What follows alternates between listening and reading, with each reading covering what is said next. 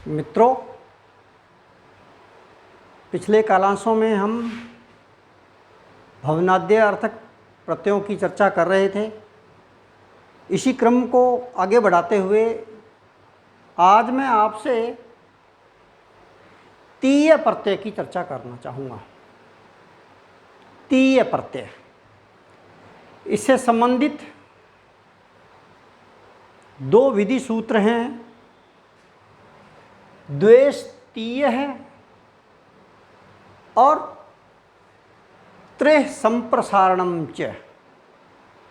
दो सूत्र हैं, कौन कौन से? द्वेष तीय है और त्रेह संप्रसारणम च। मैं क्रमशः एक एक सूत्र पे चर्चा करूंगा। सर्वप्रथम द्वेष तीय है, इस विधि सूत्र को देखते हैं। ये सूत्र कहना चाहता है कि संख्यावाचक, ध्यान से सुनिए, संख्यावाचक षष्ठ्यंत द्विप्रातिपदिक से परे। क्या? संख्यावाचक षष्ठ्यंत द्विप्रातिपदिक से परे पूर्ण अर्थ में तद्धित संज्ञक तीय प्रत्यय होता है। पूर्ण करने वाला अर्थ में, जैसे द्वितीय है, दो की संख्या को पूर्ण करने वाला अर्थात दूसरा। द्वयो पूर्ण है, ये हुआ इसका लौकिक विग्रह। द्वयो पूर्ण है, ये लौकिक विग्रह हुआ। दो की संख्या को पूर्ण करने वाला अर्थात दूसरा। इस पूर्ण अर्थ में तद्धित संज्ञक तीय प्रत्यय होता है।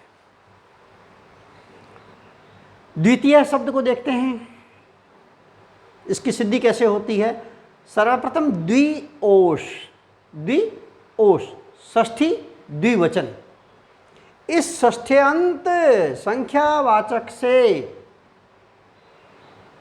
पूर्ण अर्थ में तस्य पूर्णे डट, क्योंकि पूर्ण करने वाला अर्थ में डट प्रत्यय हम पिछले कालांशों में देख चुके हैं, तो उक्त सूत्र से यहां डट प्रत्यय होना चाहिए।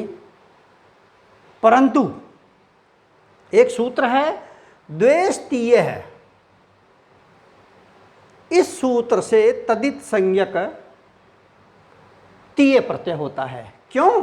क्योंकि कहना चाहता है कि संख्यावाचक षष्ठ्यंत द्विप्रातिपदिक हो, तो यहाँ द्विप्रतिपदिक है, इसलिए द्विप्रतिपदिक से परे पूर्ण अर्थ में तद्धित संज्ञक तीय प्रत्यय हो गया। तो मित्रों, स्थिति बनी द्विओषधन तीय। कृतदित समासा सूत्र से संपूर्ण शब्द समुदाय द्विओषधन तीय की प्रातिपदिक संज्ञा हो गई। सुप्पो धातु प्रतिपदिको सूत्र से सुप का अर्थात ओस का लोप हो गया। लोप होने पर द्विधन तीय, दोनों को मिलाया तो बना द्वितीय। स्वज सूत्र से प्रथम विभक्ति के एक वचन में सु और स हलंत का रुत्व विसर्ग होने पर द्वितीय प्रयोग सिद्ध होता है। एक दूसरा विधि सूत्र है त्रेह संप्रसारणम च। त्रेह संप्रसारणम च, देखिएगा क्या कि संख्यावाचक त्रिप्रातिपदिक से पूर्ण अर्थ में तीय प्रत्यय होता है। कौन सा प्रत्यय? तीय प्रत्यय। साथ ही साथ त्रि के र को, जो र हलंत है, इसको संप्रसारण भी होता है, अर्थात र हलंत को ऋ होगा। जो इको यणची सूत्र से ई को य हुआ था, वहां संप्रसारण होगा, य को ई, र को री, ल को री और व को उ, इस प्रकार से संप्रसारण होगा। सर्वप्रथम है, देखिएगा तृतीय है, यहीं से स्टार्ट कर रहे हैं अपन लोग। इसका लौकिक विग्रह हुआ त्रयाणाम पूर्ण है, 3 की संख्या को पूर्ण करने वाला, अर्थात तीसरा, 3 संख्याओं को पूरा करने वाला अर्थात तीसरा।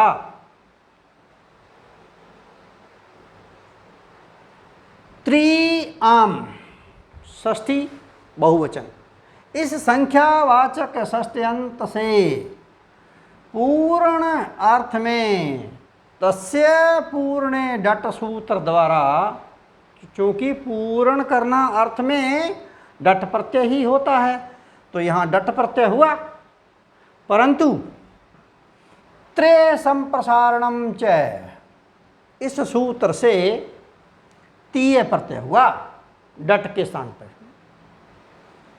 साथ ही साथ त्रि के र हलंत को संप्रसारण भी होगा।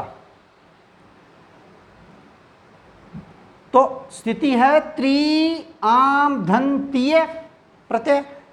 देखिएगा, त्रि में त हलंत है, र हलंत है और ह्रस्व ई लगा है और आम है और तीय है। इस र हलंत को संप्रसारण हो गया री,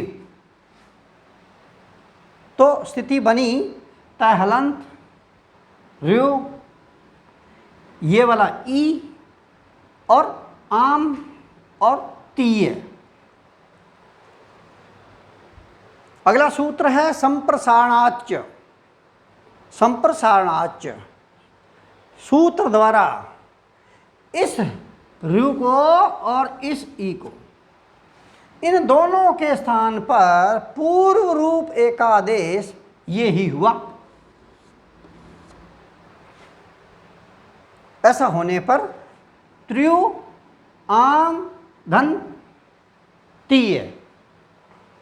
अब कृतदित समासा सूत्र से संपूर्ण शब्द समुदाय की प्रातिपदिक संज्ञा होगी। सुपो धातु प्रातिपदिकों सूत्र से सुप का लोप अर्थात इस आम का लोप, तो बना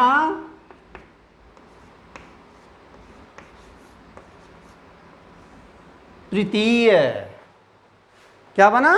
तृतीय। स्वोज सूत्र से प्रथम विभक्ति के एकवचन में सु और स हलंत का रुत्व विसर्ग करने पर मित्रों तृतीय प्रयोग सिद्ध होता है। तो आज मैंने आपसे इस कालांश में तीय प्रत्यय विधायक 2 विधि सूत्रों की चर्चा की। द्वेष तीय है जिससे शब्द बना द्वितीय है, ये पद बन गया, और एक विधि सूत्र है त्रे संप्रसारणम च, इससे तृतीय है ये पद बना था, और इन दोनों की मैंने आपको सिद्धि भी मैंने आपको करके बताई है। अगले कालांश में फिर अपने नया प्रत्यय लेकर के मिलते हैं। धन्यवाद। जय हिंद।